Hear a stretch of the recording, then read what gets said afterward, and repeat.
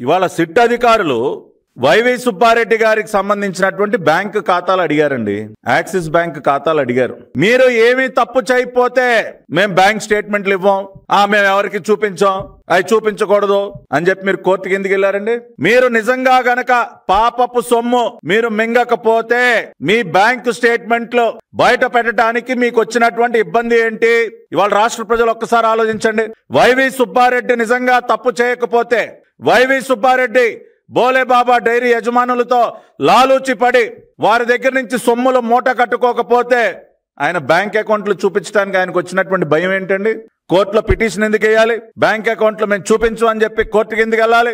ఇవాళ చిన్న అప్పన్న, వైవి సుబ్బారెడ్డి పిఏగా వ్యవహరించినటువంటి చిన్న అప్పన్నను అడ్డం పెట్టుకుని అతని ద్వారా బోలేబాబా డైరీ డైరెక్టర్లతో లాలూచి పడి వారిని స్వయంగా కలిసి కల్తీ నెయ్యి తయారు చేసి సరఫరా చేయించడం జరిగింది.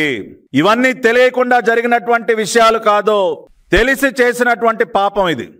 ఇంతకంటే క్షమించరానటువంటి నేరం ఏముంటుందండి?